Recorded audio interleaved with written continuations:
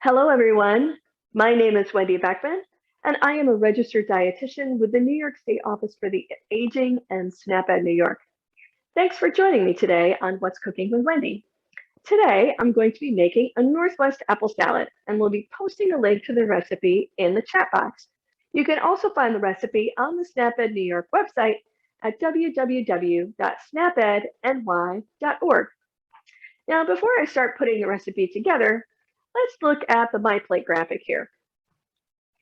This recipe will be focusing on the fruits and vegetables section of My Plate. My Plate is a tool that we can use to remind us of the recommendations from the Dietary Guidelines for Americans. The Dietary Guidelines for Americans provide science-based advice for making food choices that promote good health, a healthy weight, and help prevent diseases like cancer, diabetes, and heart disease. Remember that everything that you eat and drink over time matters. You want to find your healthy eating style and maintain it for a lifetime. The right mix can help you be healthier now and in the future. So on this side of the My Plate graphic is the fruits and vegetables section. And you know that I love to tell you to make half your plate fruits and vegetables.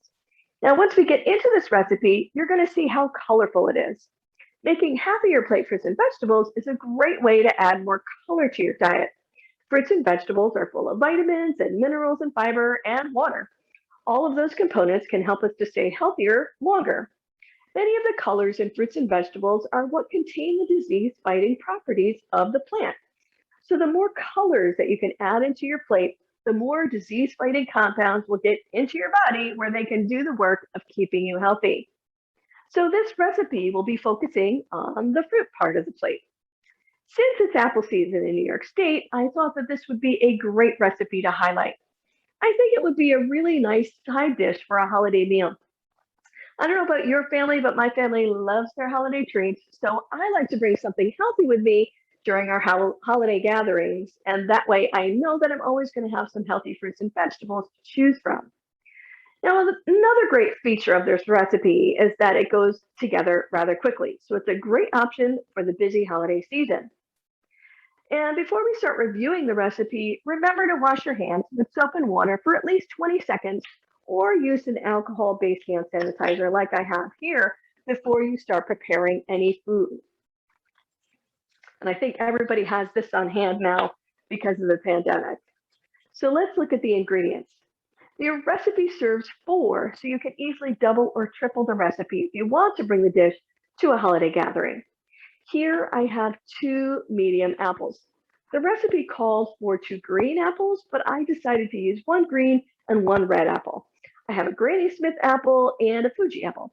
I like the red and the green together. So of course you can use 2 green apples, 2 red apples, whatever you like.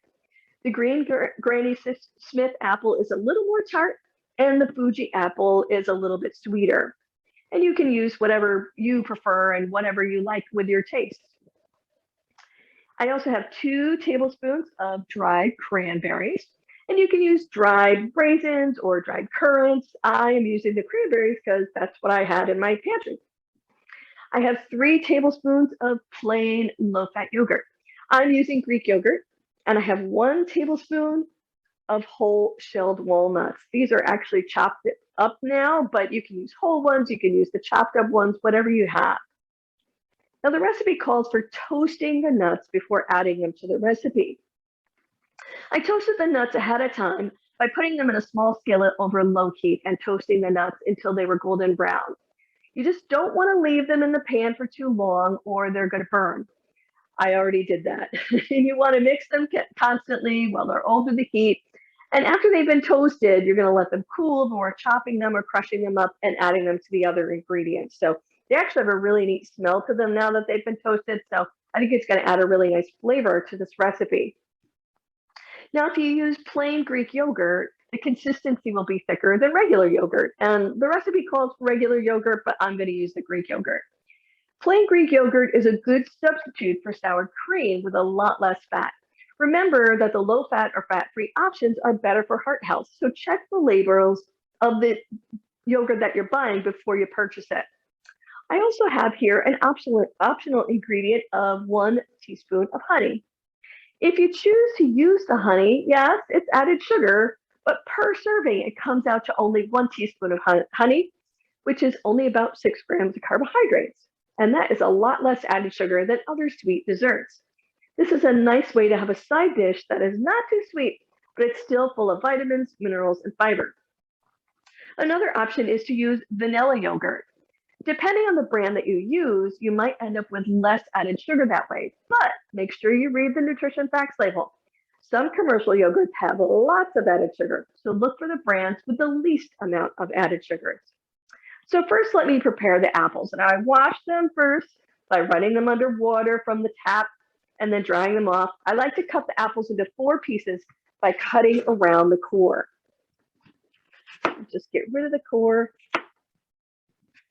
this way. And once that's completed, I'm going to slice them into pieces that are about 1/4 to 1/8 inch thick.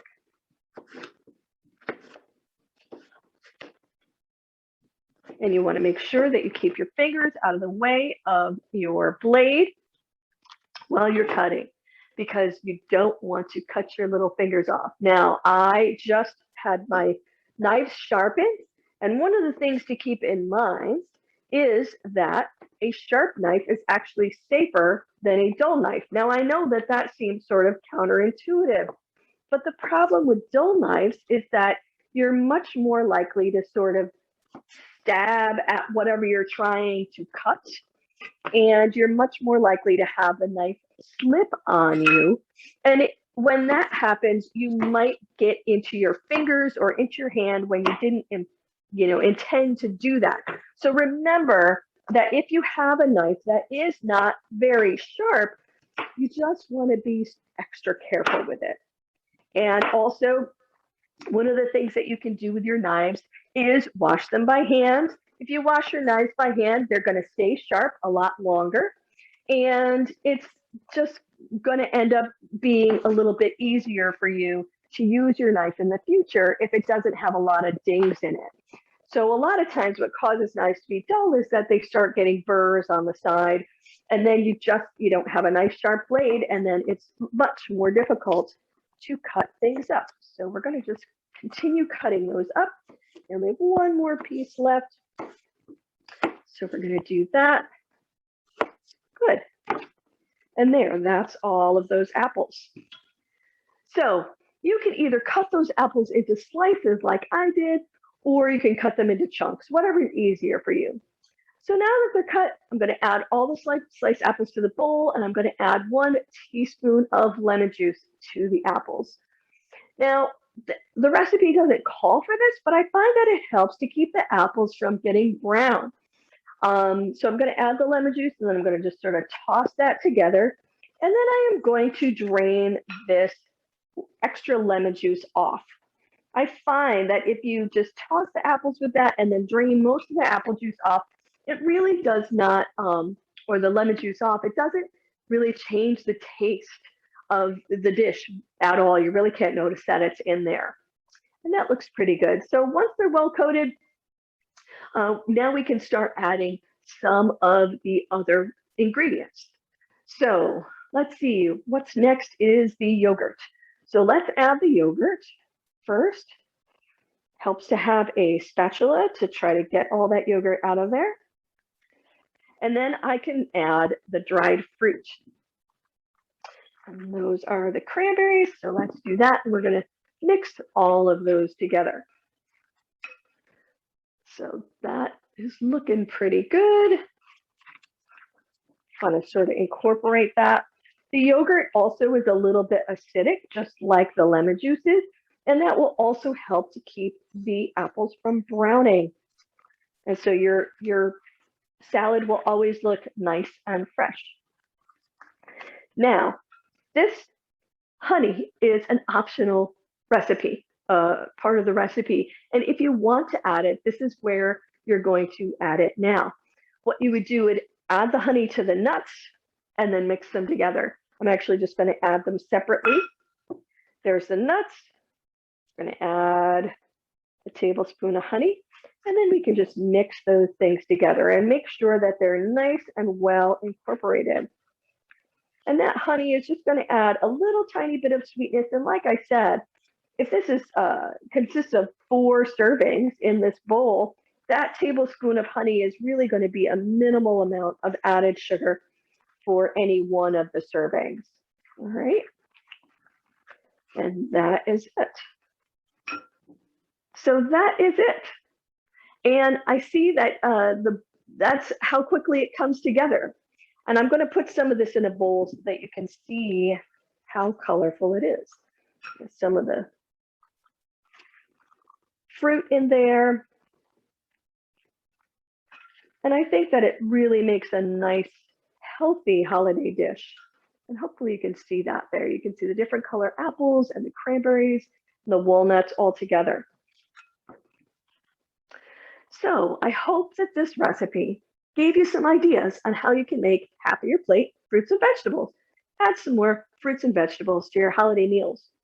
Don't forget to join me next month for another healthy holiday dish when we're going to be making cinnamon baked pears. We're going to be doing that on Friday, December 17th at our new time of 12:30 p.m. right here on the New York State Office for the Aging Facebook page. This presentation was funded by the U.S. Department of Agriculture. This institution is an equal opportunity provider. Bye, everyone, and stay safe out there.